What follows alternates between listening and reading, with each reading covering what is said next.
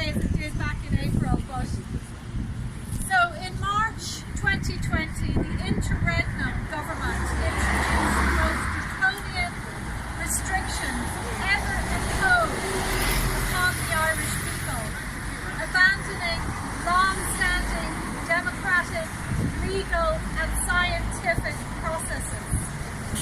This unprecedented experiment was purportedly done to protect the public from a virus that is now well proven to be no more serious than a seasonal flu, with a 99.96% survival rate.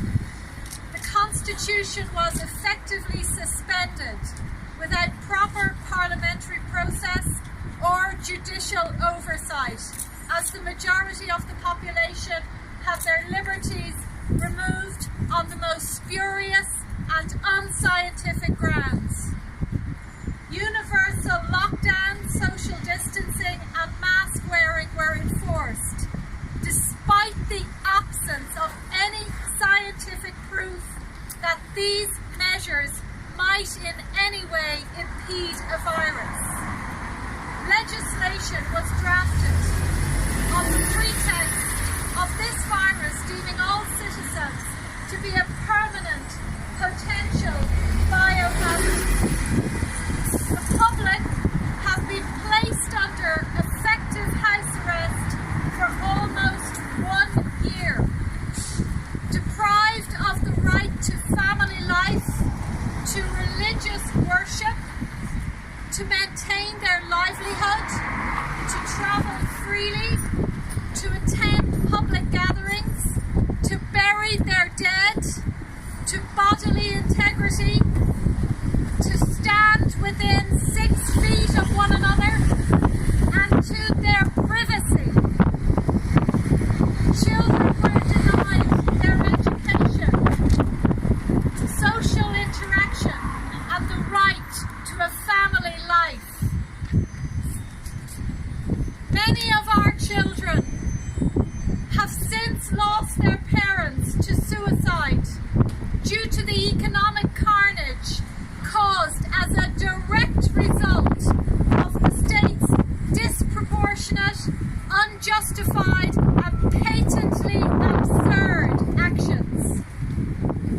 Nationwide lockdown laws are an inversion of the concept of liberty in a free society, as to be nearly presumptively unconstitutional. Yet no consideration was given by the High Court to the numerous aspects of this COVID legislation which involves a breach of the aforementioned constitutional rights of Irish citizens, including the right to be presumed innocent, that is, immune to any restriction on one's liberty by the state without due process in a court of law, and the right to challenge the scientificity, reliability and integrity of the test applied by the state to determine such liberty. The devastating impact of the implications of the COVID legislation, the subject of this application, will be felt for decades to come. It is now well established that the state's actions have cost more lives than they have saved. There is strong and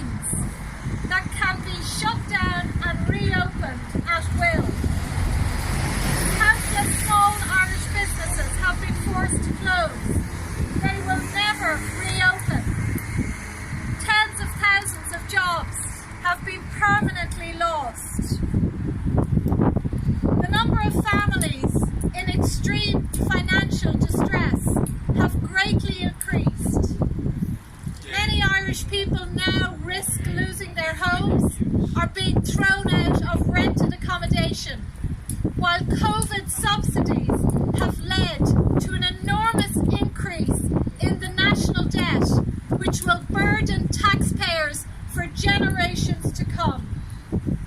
The Gardaí are engaging in rampant abuse of their powers by violating citizens' most fundamental rights and arresting them when they try to vindicate those rights.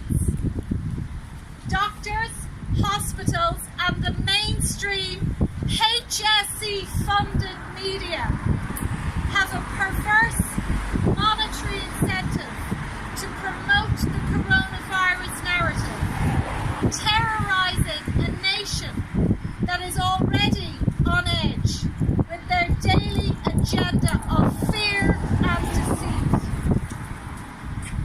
There are many conflicts of interest at play between representatives of government, medics, unelected international bureaucracies, and pharmaceutical companies whose long-term objectives have clearly nothing to do with the health of the Irish people. The Irish High Court has a duty and a responsibility to fully examine issues legitimately brought to it, especially when the fundamental rights of an entire nation have been infringed. Failure to do so represents a dereliction of duty. Constitutional scrutiny is necessary to maintain the judiciary's role as the guarantor of constitutional freedom, especially when the interregnum government suspends those freedoms as it has in a manner unprecedented in independence, which has caused so much harm to the Irish people. The solution to a national crisis, even though one does not exist in this case, can never supersede the guarantee of individual liberty, which is the cornerstone of Bunrat Nahéireann, the Irish Constitution. From Pennsylvania to Portugal, courts all around the world have ruled that COVID-19 lockdowns are illegal. It is the duty of the High Court here behind us to scrutinise all threats to the freedoms and rights of the Irish people.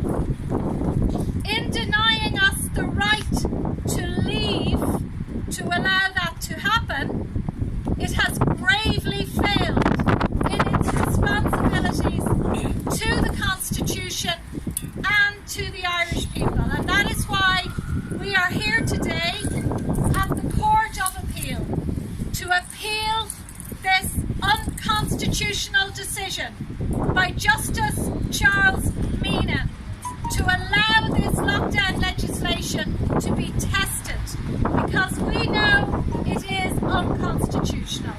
Thank you all. Hey! Brilliant. Thank you. What the court did was, with our application, was not simply rejected the application for leave, but also extended the process far beyond what a leave application hearing should be.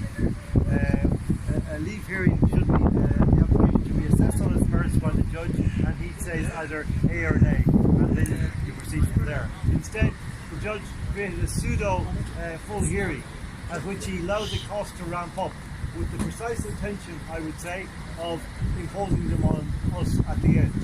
Now, we are here again. They thought we would go away because of that, because that wasn't just an attempt to deter us, it was an attempt to deter every citizen in the future from exercising their constitutional right to defend the Constitution. And that was the intention of imposing the cost on us. So the word would go out very clearly to the people of Ireland: don't try to defend your freedoms anymore.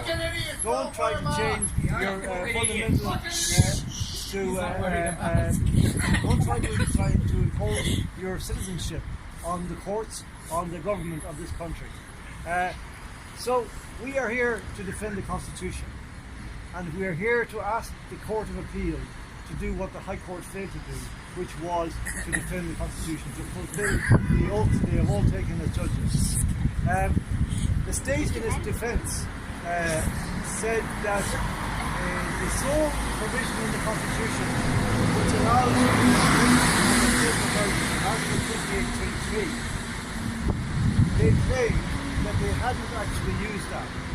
Well, through the history of the courts, it has never been countenanced that you could do anything remotely like declaring a state of emergency in which you suspend constitutional rights without invoking that article.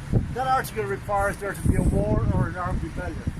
And back in 1939, just before World War II, when the politicians under Gemma O'Dortherty at the time were assessing that constitutional situation, they decided that the amendment as it stood did not allow for what was about to happen, did not allow for them to declare a state of emergency, because it only allowed for war and armed rebellion when the Irish state itself was a participant.